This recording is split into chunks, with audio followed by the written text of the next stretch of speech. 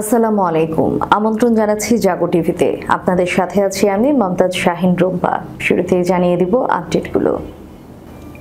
ভারতের সাথে উত্তেজনা, এবার ঘোষণা দিয়ে পাকিস্তানের পক্ষে দাঁড়ালো চীন, যা বললেন চীনা পররাষ্ট্রমন্ত্রী ওয়াং ই। যুদ্ধে পাকিস্তানের পক্ষে 2 কোটি ভারতীয় শিখ, উগ্রপন্থী মোদির ভারতকে হুঁশিয়ারি, খালিস্তানি নেতা গুরুপত বন্ত সিং পান্নুরের। চতুর্থ ও পঞ্চম প্রজন্মের অত্যাধুনিক যুদ্ধ বিমান নিয়ে যুদ্ধ মহড়া পাকিস্তানের, দিল্লিতে কাঁপন শুরু। পাকিস্তানের সাথে যুদ্ধের সক্ষমতা নেই দাবিতে ভারতীয় সেনা কর্মকর্তাদের বৈঠক ত্যাগের ভিডিও ভাইরাল। সর্বশেষ যা জানা গেল। কাশ্মীরের হামলা তদন্তে চীন রাশিয়াকে যুক্ত করার প্রস্তাব পাকিস্তানের। পাকিস্তানের পর বাংলাদেশ নিয়ে কটূক্তি, সাপ আখ্যা দিয়ে পানি সরবরাহ বন্ধ করতে বললেন উগ্র হিন্দুত্ববাদী বিজেপি এমপি। ইরানি বন্দরে ভয়াবহ বিস্ফোরণে নিহত বেড়ে 40, আহত 1000। শুনছিলেন শিরোনাম, এবারে থাকছে বিস্তারিত সংবাদ। ভারতের সাথে উত্তেজনা, এবার ঘোষণা দিয়ে পাকিস্তানের পক্ষে দাঁড়ালো চীন। পাক উপপ্রধানমন্ত্রীর সাথে এক ফোন আলাপে পাকিস্তানের প্রতি অবিচল ও অটুট সমর্থনের কথা ব্যক্ত করে চীনা পররাষ্ট্রমন্ত্রী ওয়াং ই। ইন্ডিয়ান এক্সপ্রেসের এক প্রতিবেদনে বলা হয়, পাকিস্তানের প্রতি চীনের পররাষ্ট্রমন্ত্রী ওয়াং ই রোববার পাকিস্তানের সন্ত্রাস বিরোধী প্রচেষ্টায় চীনের অবিচল সমর্থন পুনর্ব্যক্ত করেছেন।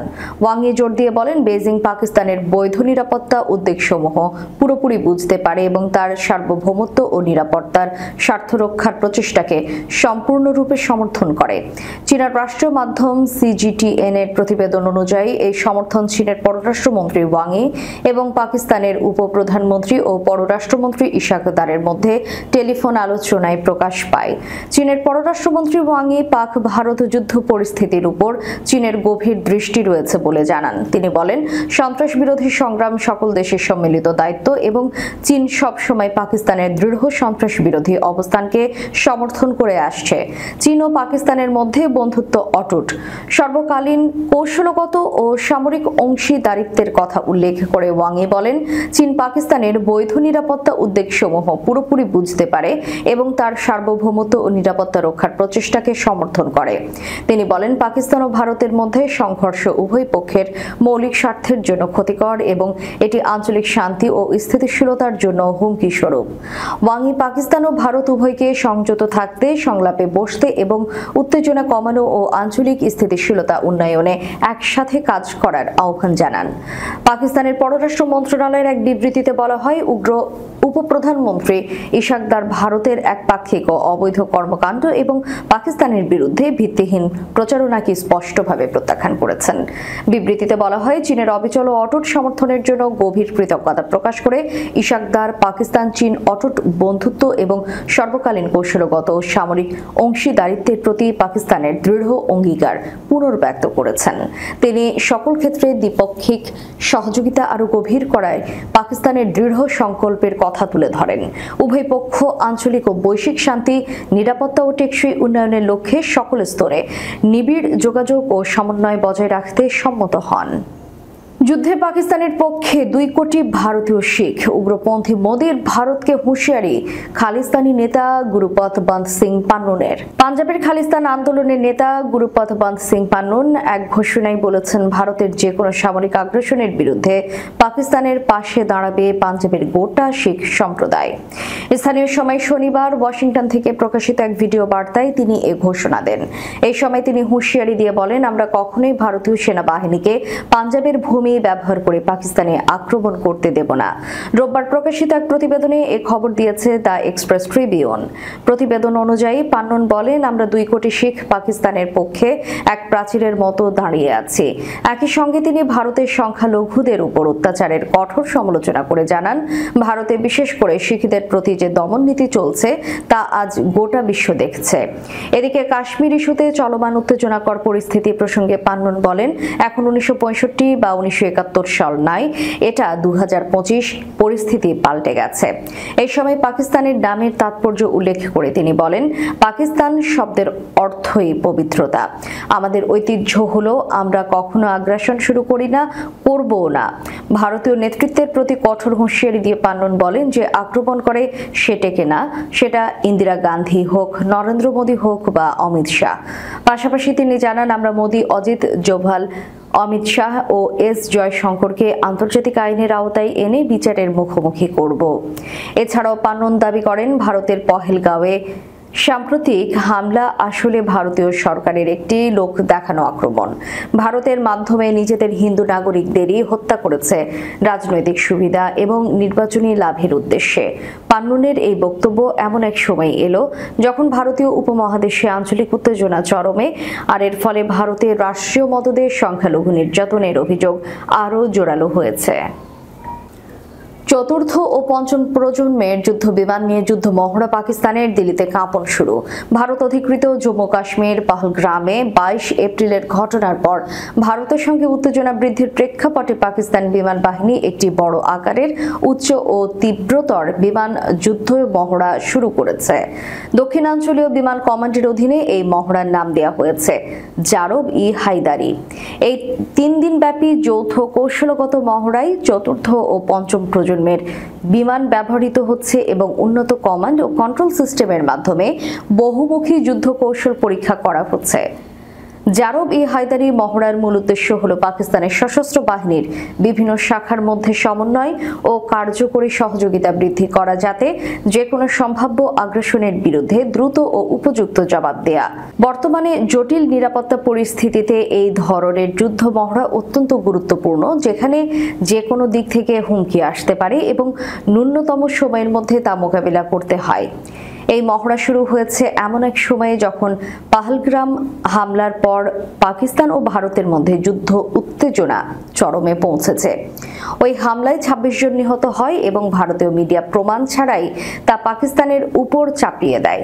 পাকিস্তান এই হামলার নিন্দা জানিয়েছে এবং তাদের সম্পৃক্ততা অস্বীকার করেছে এবং আন্তর্জাতিকভাবে তদন্তের আহ্বান জানিয়েছে। উভয় দেশই পাল্টা ব্যবস্থা নেওয়া শুরু করেছে। ভারত একতরফাভাবে সিন্ধু নদী চুক্তি স্থগিত করেছে, অন্যদিকে পাকিস্তান সিমলা চুক্তি বাতিলের হুমকি দিয়েছে। পাকিস্তান ভারতীয় বিমান চলাচলের জন্য তাদের আকাশসীমা বন্ধ করার ঘোষণাও দিয়েছে।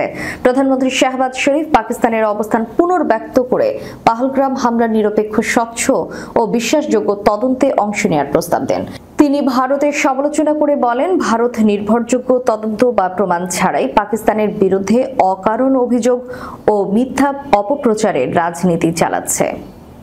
গত 22 এপ্রিল কাশ্মীরের পেহেলগ্রামে পর্যটকদের উপর জঙ্গি হামলায় অন্তত 26 জন নিহত এবং বহু মানুষ আহত হন।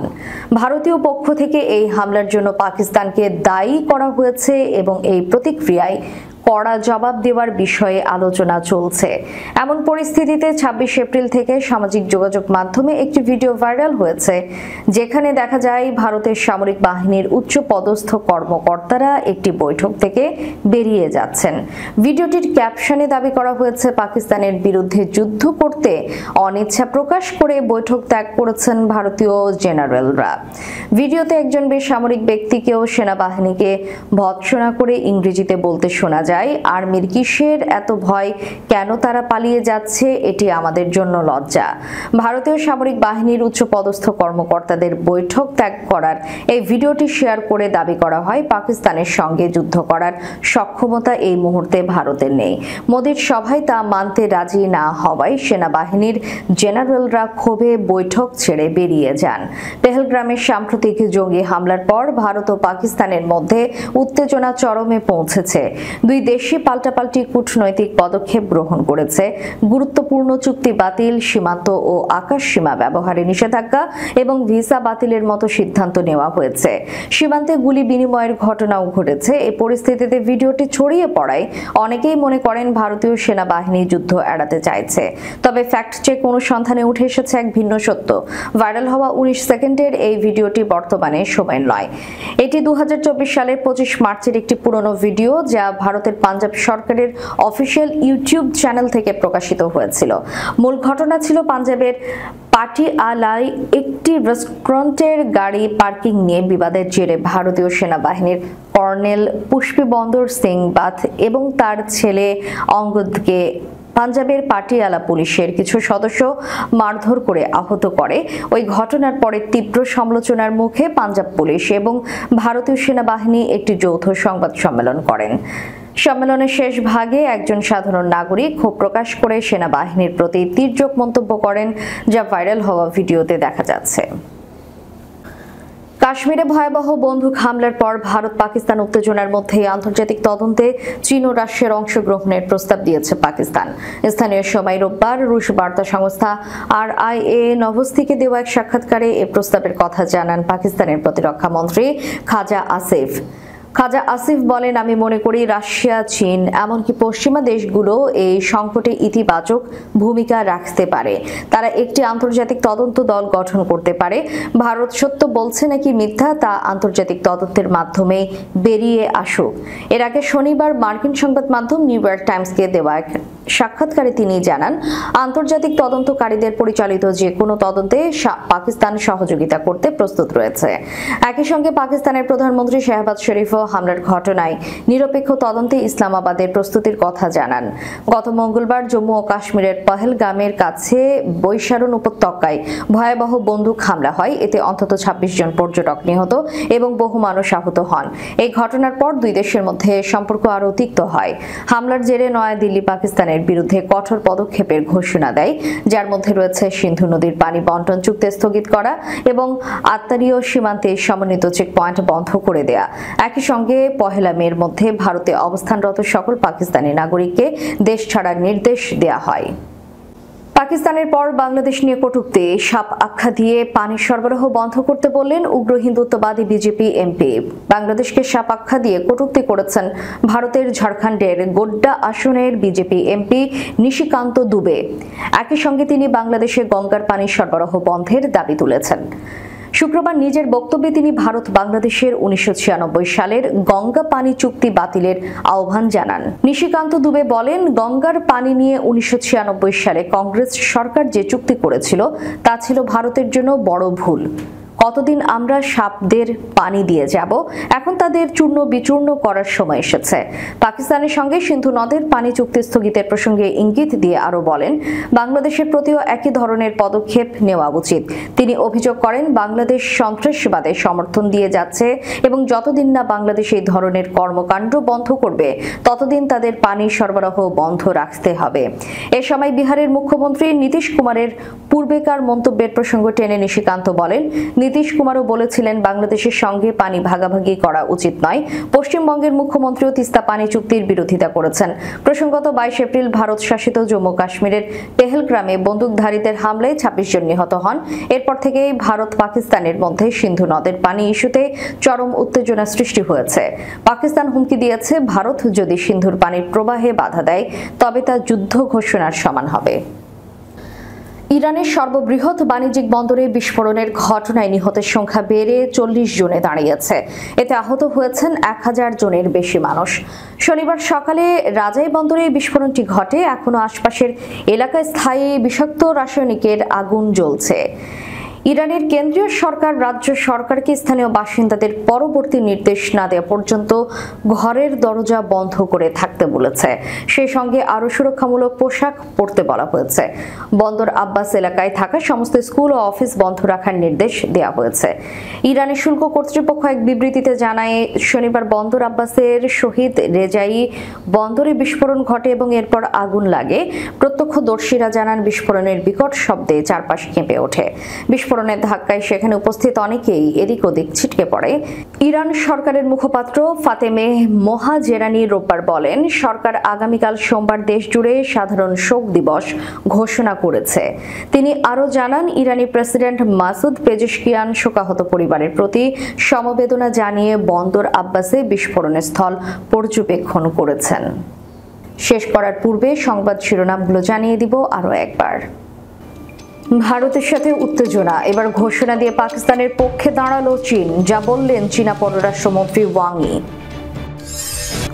যুদ্ধে পাকিস্তানের পক্ষে 2 কোটি ভারতীয় শিখ। উগ্রপন্থী মোদির ভারতকে হুঁশিয়ারি। খালিস্তানি নেতা গুরুপদ বন্ত সিং পান্নুরের। চতুর্থ ও পঞ্চম প্রজন্মের অত্যাধুনিক যুদ্ধ বিমান নিয়ে যুদ্ধ মহড়া পাকিস্তানের। দিল্লিতে কাঁপন শুরু।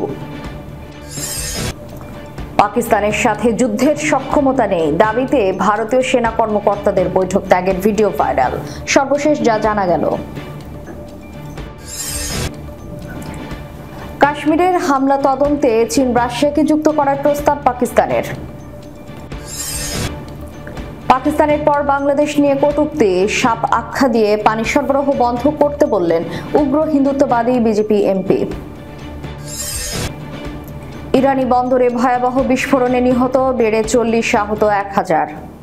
এতক্ষণ আমাদের সাথে থাকার জন্য ধন্যবাদ। আল্লাহ হাফেজ।